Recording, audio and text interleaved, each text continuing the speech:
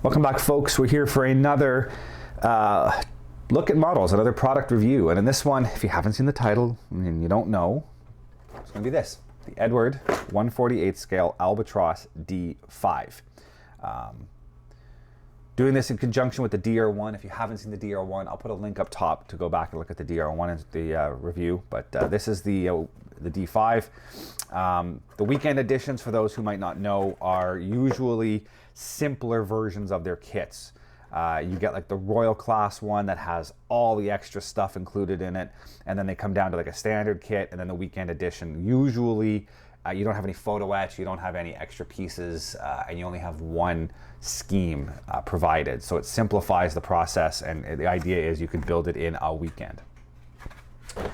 So we'll take a look at what we have, and as always with my reviews, we're going to start with the plastic, and then we'll move on to instructions and decals. Now in this one you get two sprues, Sprue A and Sprue B. We'll start with Sprue A, and it includes both fuselage halves, both the upper and lower wing, horizontal stab, vertical stab, the under fuselage part of the stabilizer, the landing gear, axle, and wing, the engine halves, your exhaust, your pilot, and your propeller. So that right there is your main airframe parts all together. Now, similar, if you've seen the DR1 review, then this is similar in construction style in the sense that the wings are molded as one piece. There's no two halves that you have to glue together. There's no seams. Other than cleaning up the sprue gates, all of your wing is completed. And there's lots of really nice detail. The little radiator that's like embedded in the wing is beautifully molded. That'll turn out really nice with a bit of weathering. Pilot, I don't think I want to use the pilot. It looks a little off, and there's a huge sinkhole and whatnot. Engine looks nice, really nice detail on the engine. Propeller, yeah, it's a propeller. It's a wooden propeller, so you got to do all your detail painting to make it look good. Horizontal and vertical stabs both look good. Decent panel lining. I like how you can, like with World War I, you can see the fabric look to it. It feels right. It looks right. Not having any halves, the trailing edges, everything looks scale, thickness. It looks really, really nice. Fuselage is beautiful. It's a wooden fuselage on the actual aircraft, so there's no fabric, but all the panel lines are nicely done. Not too thick, not too deep. Really well done. All of your little inspection panels and stuff look good. Inside the fuselage, it's pretty basic, but it's enough detail that when you look through that little tiny cockpit, you'll still see something. And again, I'm going to practice the wood grain and do all the wood grain inside because it would have been wood grained. So I'll probably end up, I got to figure out how to do the structure around it because it's molded in. Unlike the DR1 where that structure gets glued over, this is molded. So I'll have to find a way to darken that without changing the background. I'll probably do a lighter wood and then I'll paint a darker brown over top of the struts to try to make them stand out and look like a different color wood. Don't know yet, haven't got that far, but that is Sprue A. And then Sprue B has all of your other detail parts. So you've got everything else you need. Cockpit, bulkheads, cockpit seat, ammo, propeller spinners, wheels, struts, machine guns, your yoke, all of your like fuel lines, cockpit floor. It looks like the engine, kind of crankshaft, camshaft with all your valves and everything on the top. Looks at the pilot's seat, your tail strut. This is the engine stand, like mount that goes inside, so that'll have to be wood grain as well. But yeah, lots of really good detail.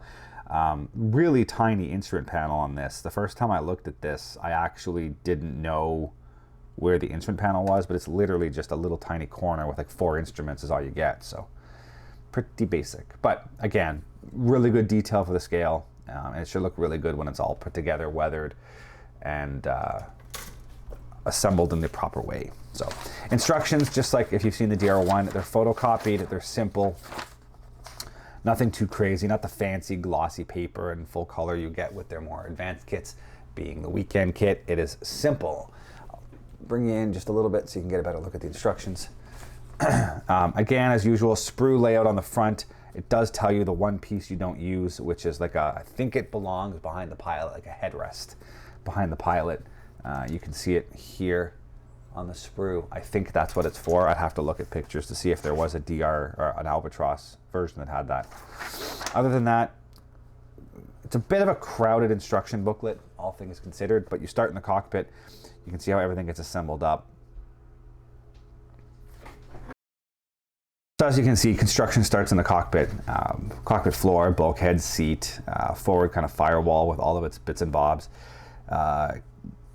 Cockpit pieces, a fuel primer. I don't know what that is. That looks like what's the yoke. Maybe a rudder bar here. All that gets assembled and put in. All your color callouts are there, so just follow them. The color callouts are brought here on the front. They're all Mr. Color, Mr. Hobby, or Hobby Color. So if you need to use other colors, just use an online conversion chart to figure out what colors you need to use out of your local brand. I tend to use Vallejo Model Air or the Model Master oil paints that I have left over from before. We then move down into the engine. It gets assembled. All the little bits, pieces. It looks like carburetor with the intakes on this side. And there's that engine frame I was talking about that's got to be wood grain. It all slides in. The guns get mounted on. Again, you could probably get away with mounting the guns later in the process just to make painting easier, but you'd have to kind of play with it and see how, because painting around all that's gonna be a real pain, but you know, I'll see how I can figure it out. So moving over here, there's a bit more stuff that goes in the fuselage halves, and the fuselage halves get glued together. The tail gets added, horizontal stab. It looks like that's the chute for the shells that come out of the guns. Lower wing gets glued in.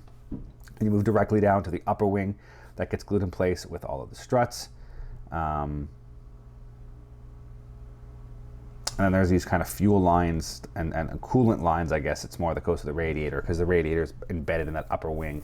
So these are the coolant lines that run up and down to the radiator, and it's supposed to be an aluminum color. I don't know if it tells you to paint the... I don't think it specifically calls out that radiator as being a different color, but you do need to ensure you paint that radiator a different color when you're doing your final paint. So probably end up painting it, masking it off, and then painting around it is probably the smarter idea, but it doesn't specifically call it out. So once you get all your wings and coolant lines all glued together, then we move into the landing gear. It gets assembled. All your control horns go on for your lines. The final step shows the pilot going in, which again, I'm probably going to leave out.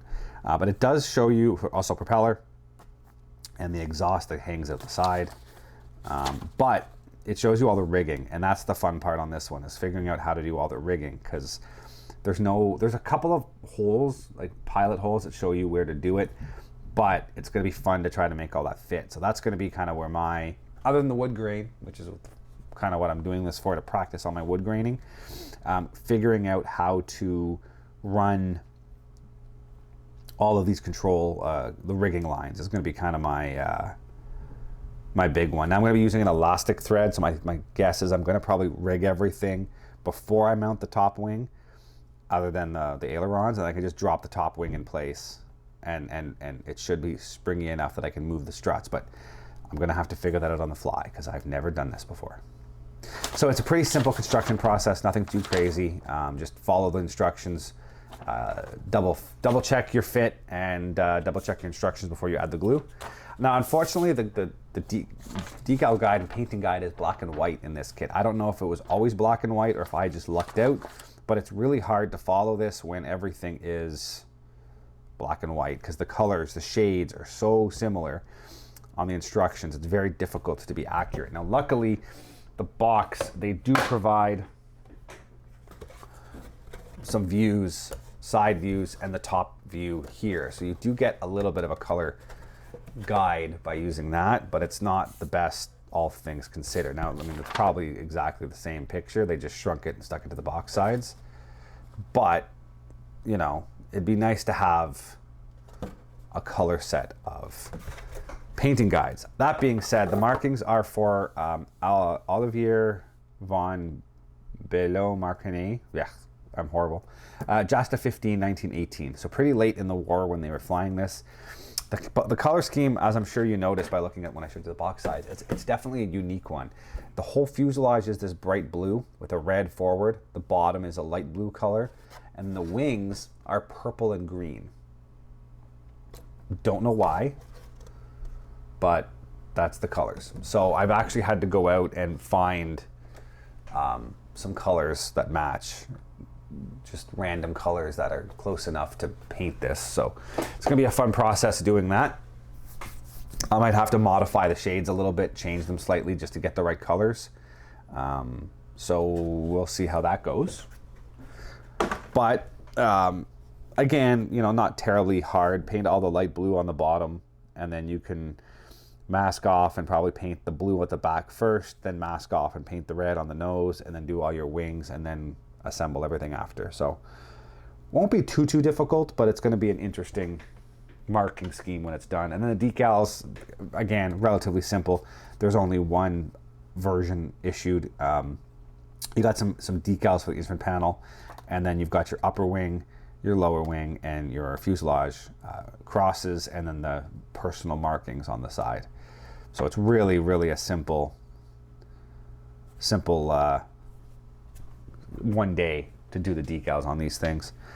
But yeah, so that's the kit. It's not complicated, but the size of the kit is what's going to make this a challenge, because it is so small and there's so many different colors all jammed together in such a small package. It will make things a little interesting for those who are relatively new to the process. So that's that.